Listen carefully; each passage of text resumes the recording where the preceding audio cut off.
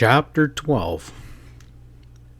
Stars powdered the velvet sky with shiny points of light as they pulled away from the creek bottom. The night air was still, layered of biting cold laying in the hollows. Blanco Creek was several miles behind, and the dull glow of redstone no longer visible in the sky when they hauled up in a thick, protective stand of firs that topped a low ridge. A matter of 10 minutes saw them rolled into their blankets, the fire burning low. Bleak, orange-tinged dawn, stinging cold, promised a fine day. Ezra and Sam hopped out awkwardly, stomping into their boots, and it was Ray Morgan who had the morning fire going in a jiffy, while Pat threw breakfast together. Hot food made them all feel better. The sun had scarcely lifted above the low horizon, round and red, when they rode out of the firs and struck off briskly for Blue Stem Valley. "What you aimin' to look for over there?" Ezra asked, drawing his skimpy vest closer about his lank frame. "I don't know," Pat spoke briefly. "That's what we're riding over there to see, Ez." "Well, there might not be anything doing now till way next spring," Sam pointed out with gloomy morning pessimism. Pat shrugged. "It could be, but with roundup season on, it's my guess that should be plenty of action. Well, that is, if Mace Galloway and company are in the business I think they are." Young Morgan appeared more cheerful today, brightened considerably at any word addressed to him, and displayed a willingness to bandy rough jests with Sam and Ezra. For the first time, it was clear that he had accepted the three friends unreservedly. At Pat's prompting, he grew voluble on the subject of his ambitions of plans for the Little Star Cross Ranch, the first real property he had ever been able to call his own. Though still conspicuously modest in extent, it began to assume dignity and importance in his talk. Recent bitter experience had begun perceptibly to mature him as well. Almost the only thing that had power to excite him was some open threat to the security of his little holding. That such a threat actively existed at present, none of his auditors sought to deny. "Why should them hombres be picking on me anyway?" Ray wondered in profound perplexity. "I never did nothing to them." "Well, I guess that ain't the point, Ray." Pat was thoughtful. "For operations of the size he's undertaken, Galloway needs tough, dependable men, and good men for his work don't grow on bushes. He figured you'd be a natural, after Canyon City, but he ain't leaving any stone unturned in his effort to recruit you. Once he's got the goods on you, you're his man, like it or not, and Mace knows it." Morgan nodded unwillingly. "Well, an offer to work for Flag did come to my ears," he admitted. "But that was some weeks ago. I never gave it much thought. It could be the reason that Galloway showed up at the Star-Crossed the day Sam was there." "Sure, Mace was probably following up on his offer," agreed Sam.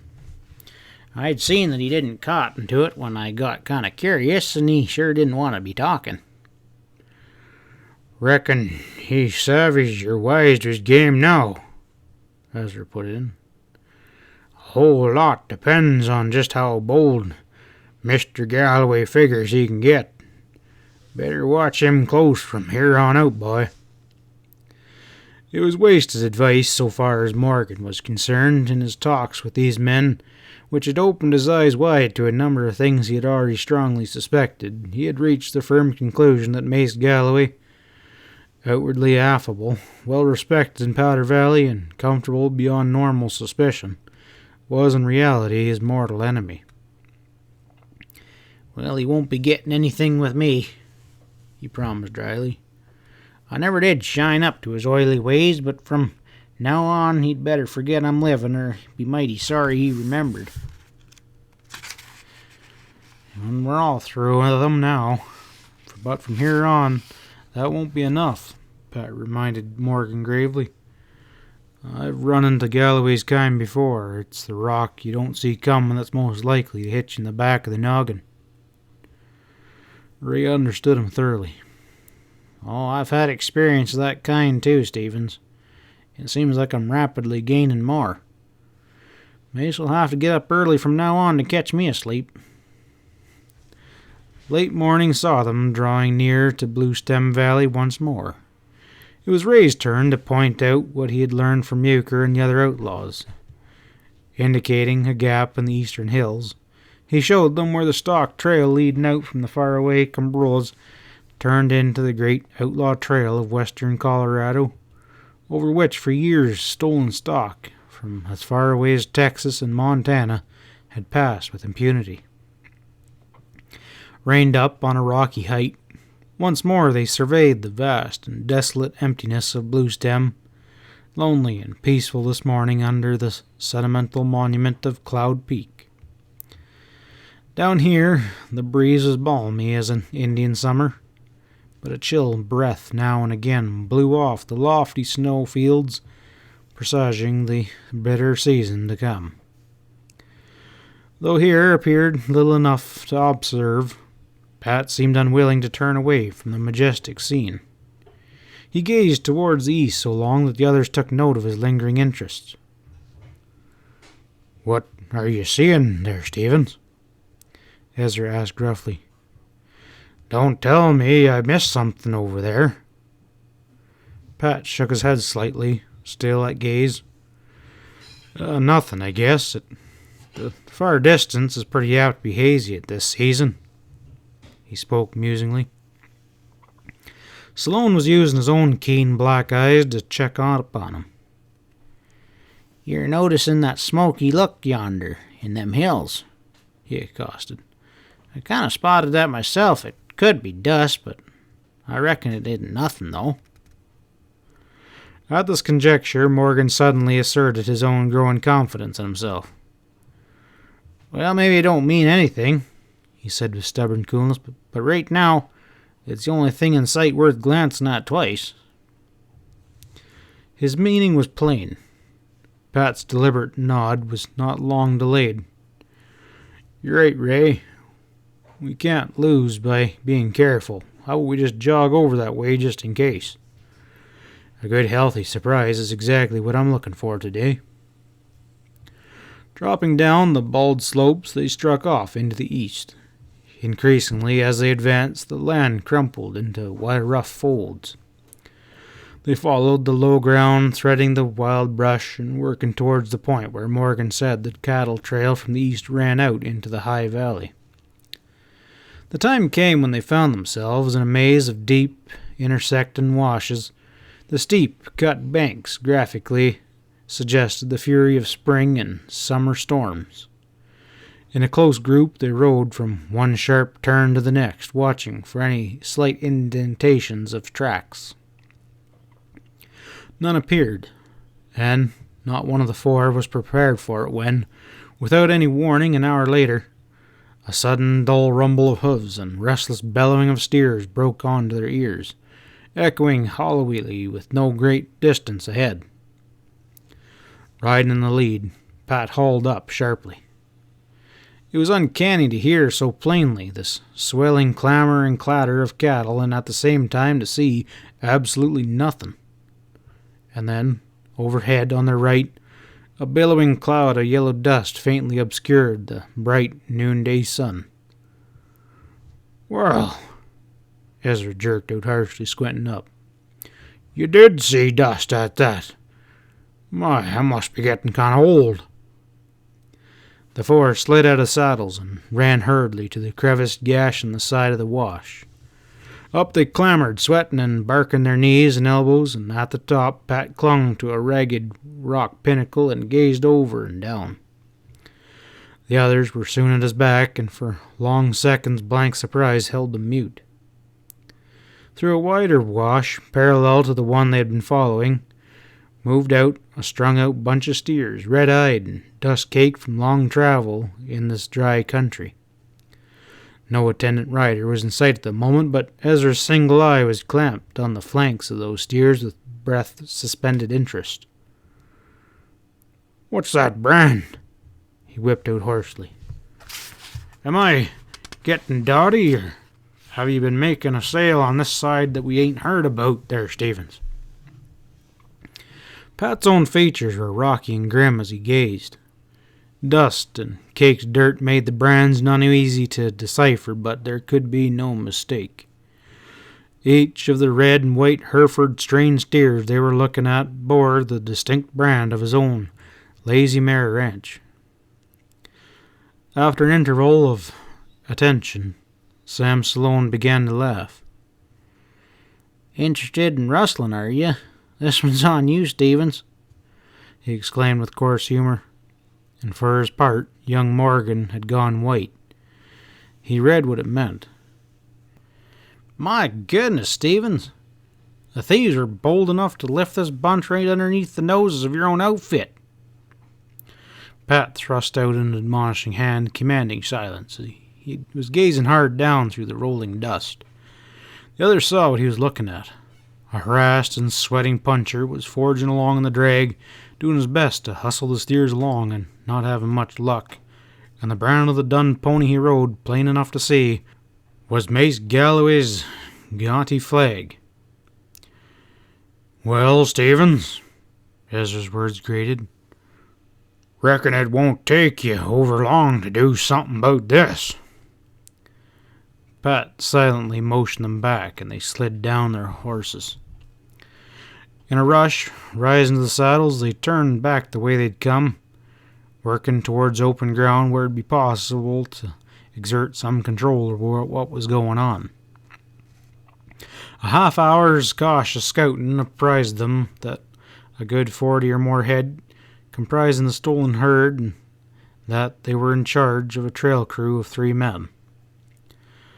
Although they were pushing the steers along briskly, the rustlers appeared in no sense uneasy. Probably they didn't dream that an enemy would be anywhere within miles of them. "Are you letting them go on and see where they go?" Sam demanded. Pat made his decision quick, and he shook his head. "This seems like our chance to grab my stock and head it back," he said tensely. "It may be impossible later to pry it loose, and I'm taking no unnecessary chances." He had been looking the ground over for some minutes. "They'll break out of the wash about a half mile from here. We best be ready and jump 'em as they come out." Rapidly he told each of his companions what was expected of them.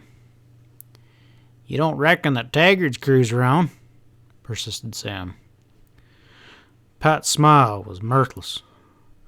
"Well, it's likely they intend to take over at some point. We'll hope to cut in ahead of 'em, Sam, if we don't succeed." His gesture was expressive. "If you're figuring on taking that stock in charge, we best be hustling on along," Ezra declared bluntly. "'Cause sooner or later Taggart will be on our tail, any way you look at it." Made tense by the near prospect of gunsmoke, Morgan had little to say, leaving the arrangements to the others, but that he was ready for action was plain from his flash and keen face. It was inexperience and not unwillingness that drew his nerves taut. Pat saw as much, and he nodded approvingly. Under the latter's direction, they took up their stations in dense brush surrounding the little flat to which the rustling steers must be coming through.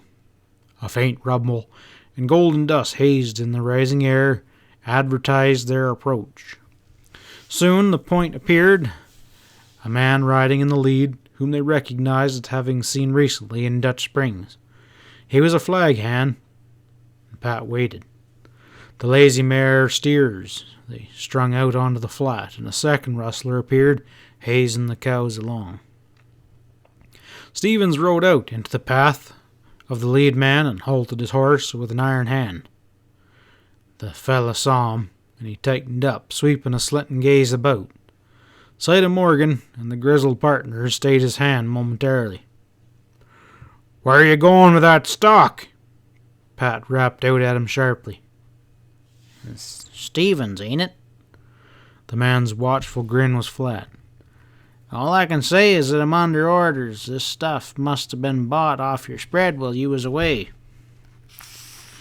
As casual as they seemed, the words came quick and curt. Clearly, the outlaw was bracing himself for anything that might come. Barefaced as his claim was, he did not appear to expect it to be accepted at face value, nor did Pat disappoint him. "We'll say you won't be going any further anyway till I've looked into it," he announced flatly. "First, I want to see a bill of sale. And who's in charge here, you?" Seeing himself cornered, the man tried to get tough. "Well, you won't get nothing but dust, hombre," he rasped. "Get out of our way." And he came straight at Pat as if he intended to ride him down. Pat made no move to draw aside. His gun crashed and the slug sang over the fellow's head. Ducking, the rustler whirled his horse and whipped his own gun out. His bullet creased Pat's hat brim, and he never found time for a second shot. Uttering an exclamation, Pat threw down on him with smooth certainty. Striking the rustler in the shoulder, the slug tore him out of the saddle and slammed him into the ground where he lay writhing. Meanwhile, Pat's companions had rushed headlong towards the other rustlers, and seeing themselves unwarningly attacked, the latter threw a couple wild shots and then fled. Having raced for the protection of the brush, they hauled up long enough to limber a carbine which one of them carried in a saddle boot. With a longer range at his command, the marksman might speedily have evened the odds had his nerves held. But Morgan took matters into hand by boldly charging his position, regardless of whistling slugs which droned close by, his own 6-gun spitting fire. The rattled outlaw fired a last desperation shot which flew wild and plunged away, the carbine tumbling out of his nerveless grasp. Ezra methodically recovered it. "Ray, come on back," Pat called before the young fella could pursue his query further. Morgan turned back, his face set. "Attaboy, Margie," Sam approved jovial. "You sure flogged that old blackleg." But Ray's blood was up. "A little more'n I'd have got him, too. We should have knocked off all the 3 birds, Stevens. It's been the safest course." Pat knew he was right, but it never had been his policy to shed blood where it could be avoided. "We got the steers," he pointed out practically. "Thing to do now is to head 'em out the right way and give 'em a shove." They let the stock water at a nearby creek, and once assured that they weren't in distress, they headed them back over the mountains. Ezra was detailed to keep a watch of the rear. Armed with the carbine he had claimed, he hung back to cover their activities. It was rough work trying to hurry the trail-worn stock along. At best, Pat knew they'd run a few pounds off, and he could not avoid asking himself how Johnson, his shrewd and experienced foreman, had been hoodwinked to this extent. Early afternoon saw them working up out of the washes at last. An hour later, they entered the pines. Here the steeper going slowed them down, but at least the worst of the dust was left behind. Again and again, Pat turned to gaze back. It did not seem likely that pursuit would be on their trail for a number of hours, perhaps not till tomorrow, but one never knew. He was not surprised as the shadows began to lengthen under the gnarled pines to spy Ezra, whom he had not seen for an hour, come pelting up the trail. Pat hauled his horse about and waited. The lanky one approached, his bronc in a fine lather. "Well, there's probably only one thing that'd make you hurry that way," he threw at him alertly. Ezra jerked his head with a nod. "They're after us, Pat. Maybe 6 or 8 of 'em, too. I waited long enough to make sure." "That'd be the Taggards' outfit, of course?" "Well, it couldn't be no other. I seen 'em stop by that hombre you downed, and they was waving their arms and pointing this way. And after a few minutes, they picked up and took out." Pat digested the intelligence swiftly. "Well, there's no chance to cache the stock around here quick enough to throw 'em off.